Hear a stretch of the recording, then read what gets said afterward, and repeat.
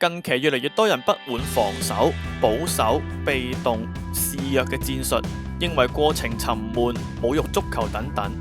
例如上輪英超紐卡素主場對車路士，紐卡素整場賽事打5個後衛，將11人全部塞喺後場，只係想攞1分嘅啫。最後比賽尾段輸咗球12碼同埋 own goal，控球率創新低，只有可憐嘅19%。咁賽後當然有人話防守足球可恥，但亦有人話賓尼迪斯嘅戰術係成功嘅，將車路士大部分攻勢拒諸門外，失波只係運氣嘅問題。咁唔知大家又點睇呢？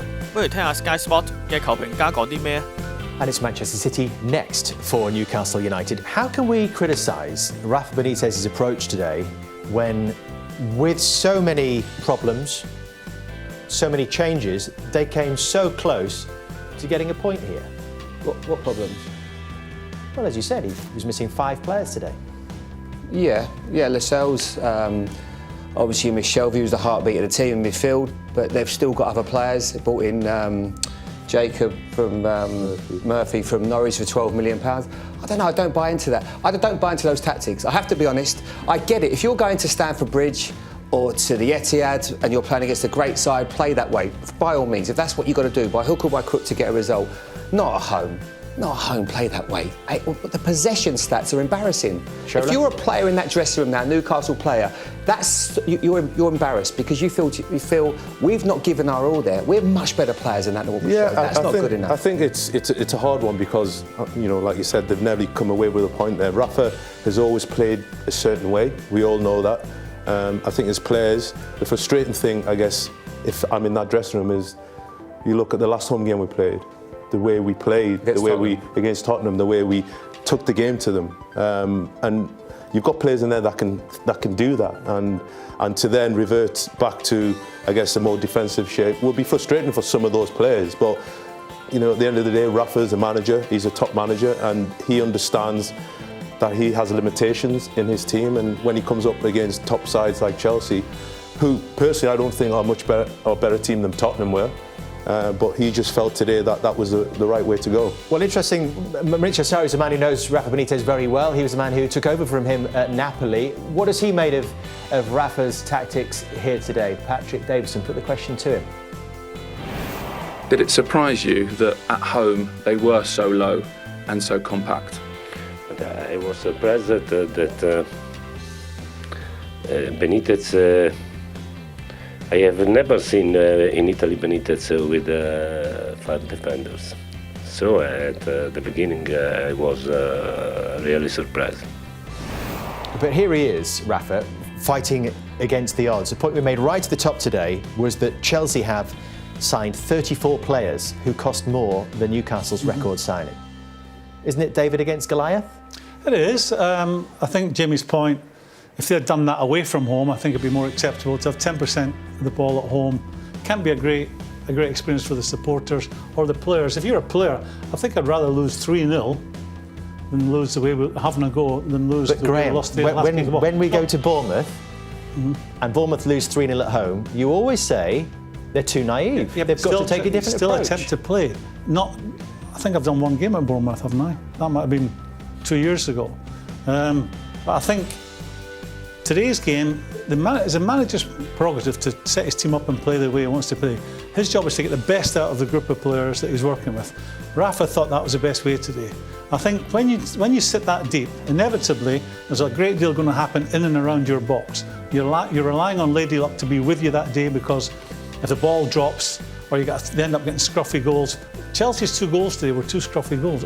Penalty that we could all have a different opinion about, and an OG. So, to a point, Newcastle, their plan worked perfectly.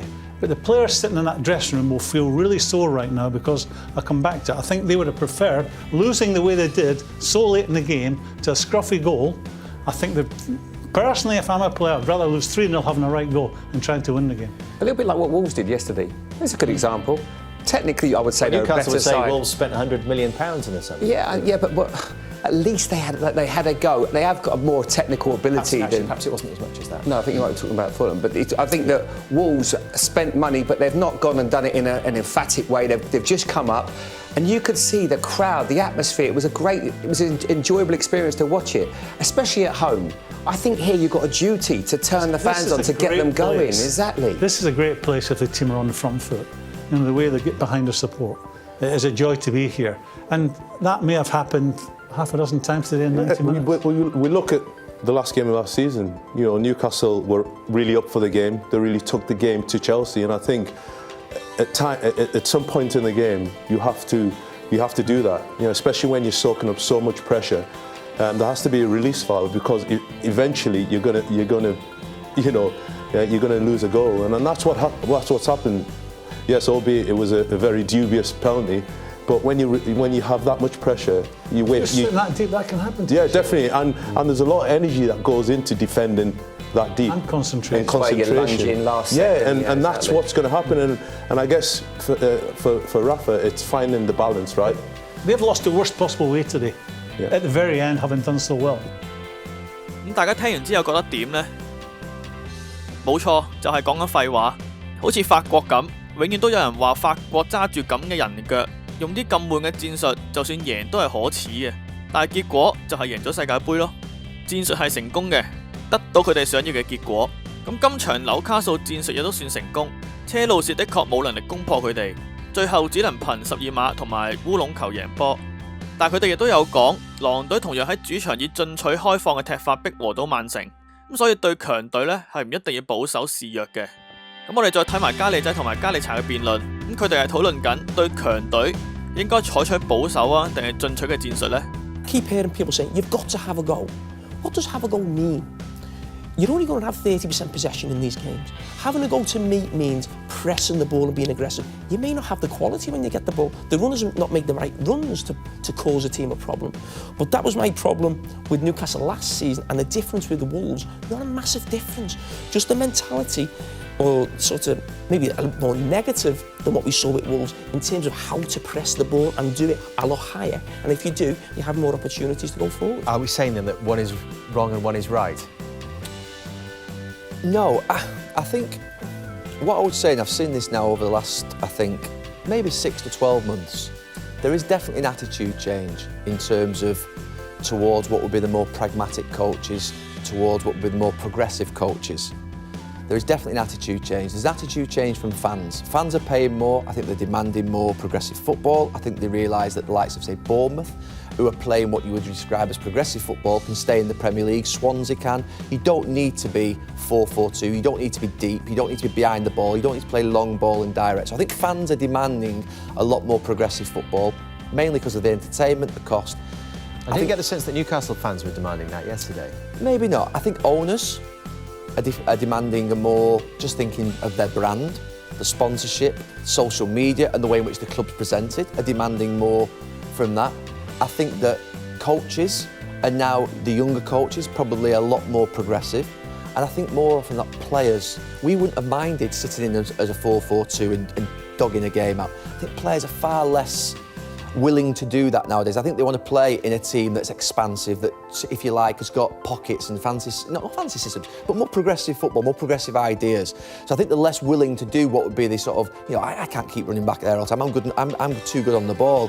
So I think what we're seeing is an attitude in the media, and I include ourselves in that, towards what would be, what Rafa Benitez was saying, I think, by saying that, Wolves yesterday played 5-4-1. We tried the same thing today, but there's two completely different messages being spouted by the media towards. I do think it's about a difference of opinion and attitude towards what would be what I've seen as defensive coaching. I've seen that a lot in the last 12 months. There's no doubt Wolves were more on the front foot, even the same system. I don't think it was massively different. Since he hit the post 3 times. That's what I'm saying. So, yes, Wolves look more like scoring than Newcastle, but Man City look more like scoring than Chelsea.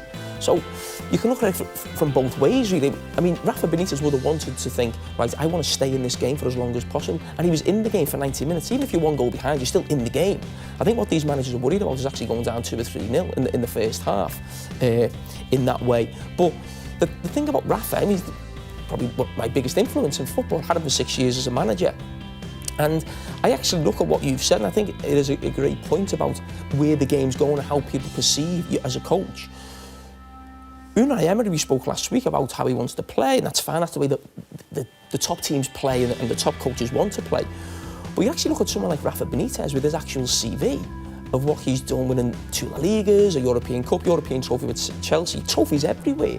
You think, why wasn't he actually in the running or interviewed for the Arsenal job? Great experience in the Premier League. And it may be along the lines of what you're talking about now, where the game's going and how it is perceived. So which approach is going to be the approach for teams going forward against sides like Manchester City, Chelsea, remembering that not everyone has Neves and Moutinho in their midfield? I think the more football moves on in the next 10, 15 years, the less I think we will see of what would be rigid, pragmatic football. It's changed already anyway. I mean, you think about where full-backs were 25 years ago, tucking in alongside the centre-backs all the time. Now they're like wing-backs or wingers. So the game's changed immeasurably. I think it's only going to carry on going in that direction.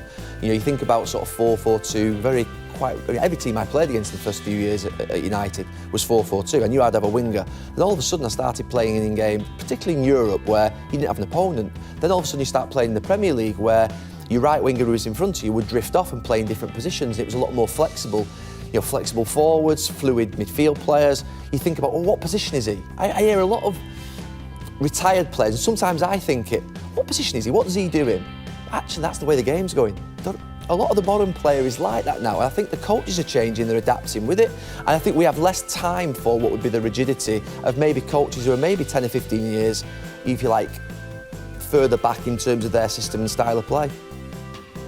大概嘅意思係，加利仔講緊而家主流嘅就係進攻、進取、快嘅時代。所有媒體都讚揚開放式、娛樂性十足嘅足球，批評防守足球沉悶、侮辱足球等等。但係重點咧係戰術隨住年代變化。當年曼聯442雙翼齊飛環掃歐洲，突然出現內切逆風咧，令佢哋措手不及。然後到控球戰術啦、防反戰術啦，然後到逼搶戰術，到而家每個球員都被要求全能、靈活。打晒咁多個位置，咁所以重點咧唔係對與錯，而係有冇效啊？點樣喺呢個時代生存先係最重要。咁呢個 moment 拍大巴可能係原罪，但係過多10幾20年，到下一個循環嘅時候，可能拍大巴先係王道啊！